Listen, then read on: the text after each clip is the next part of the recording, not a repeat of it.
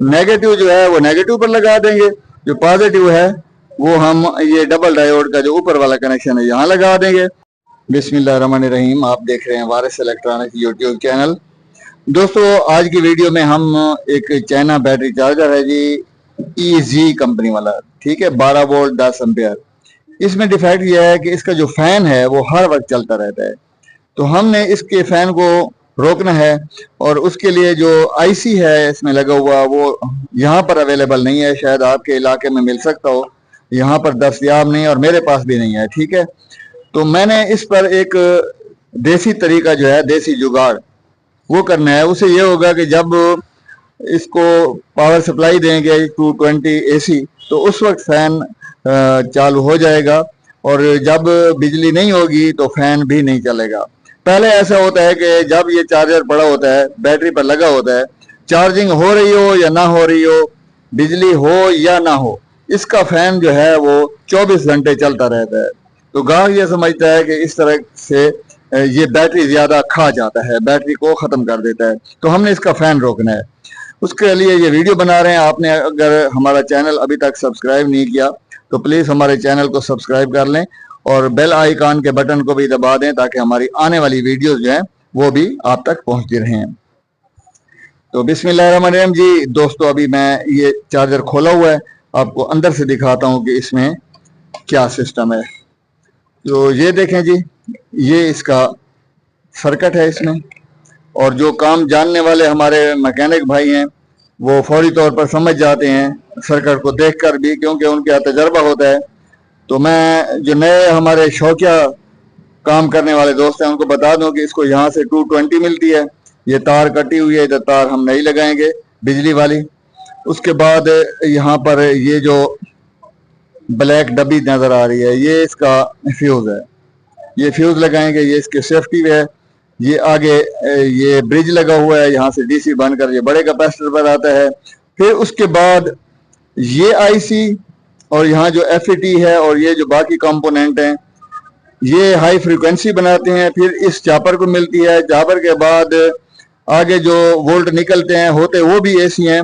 तो फिर ये एक डबल डायोड लगा हुआ है, ये फिर उसको DC कर देता है जी, ठीक है। और ये इसके प्रोटेक्शन के लिए लगा हुआ है, बैटरी पर जब लगाते हैं। ये आईसी जो है ये कंट्रोल करता है फैन को भी, और बाकी जो अगर लाइटिंग वगैरह होती है, नंबर जो आते हैं यहाँ पर, ये इसका जो मीटर देख रहे हैं, तो ये इसका काम है। तो अभी हमारे तजर्बे के मुताबिक ये आईसी खराब है। ये पीसी लगा हुआ है जी, ये फीडबैक के लिए होता है, इसका पीछे इस ऑसिलेटर सर्किट के साथ वास्ता होता है। तो इस पर अलहदा इंशाल्लाह एक तफसीली बात करेंगे। अभी क्योंकि फैन की बात हो रही है तो ये जो छोटा फैन है ये चलता रहता है। अब मैं इस सर्किट को जो बैक साइड है वो भी आपको दिखाता हूँ, ये देख लें। तो कंपनी से ये फैन के कनेक्शन यहाँ पर होते हैं, ये किसी ने इधर से काट के ना ये पीछे लगा दिए हैं, लेकिन कनेक्शन बिल्कुल ओरिजिनल जगह पर लगे हुए हैं। और फैन क्योंकि चलता रहता है तो इसका मतलब है फैन भी ठीक है। हमने क्या करना है जी, ये पंखा ना चलता रहे हर वक्त, सिर्फ बिजली पर जब चार्जिंग करें तो उस वक्त चलता रहे।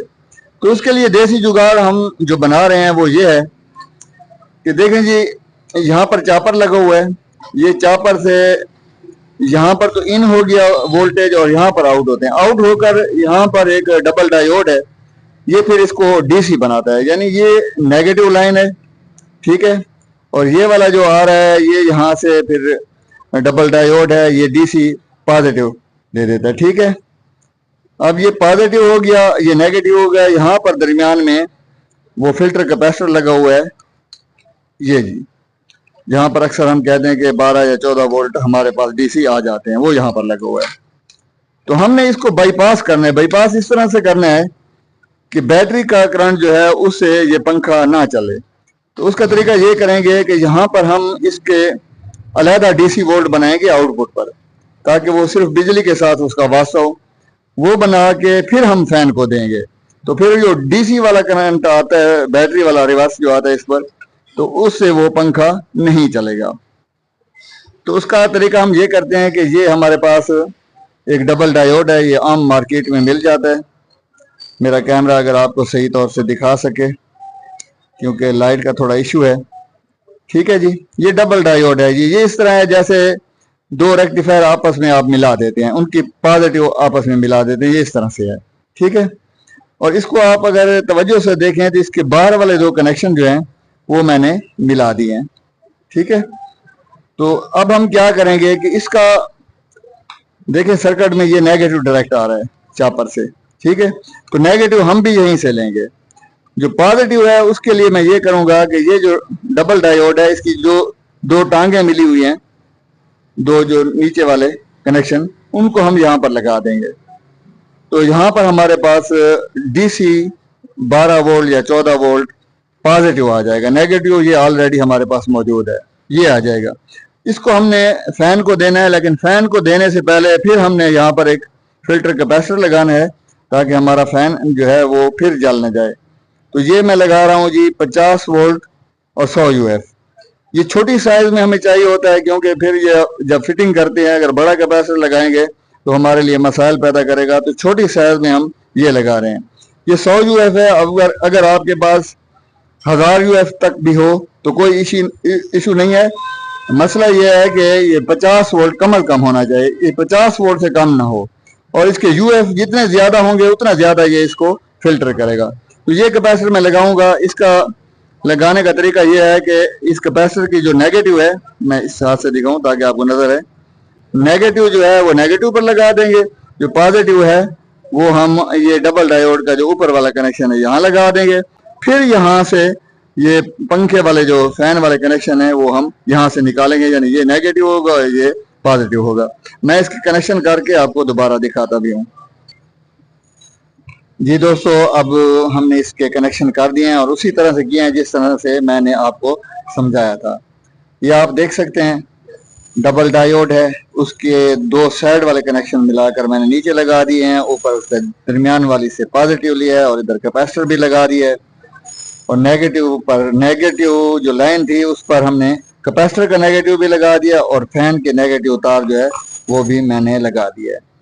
ठीक है। तो इस तरह से अगर किसी चार्जर का पंखा नहीं रुकता है, चलता रहता है, तो आप ये देसी जुगाड़ कर सकते हैं और इंशाल्लाह ये कामयाब है। मैंने बारहा आजमाया है। आप मुझे दुआएं करेंगे और मैं दरख्वास्त भी करता हूं कि अपनी दुआओं में मुझे ज़रूर याद रखा करें।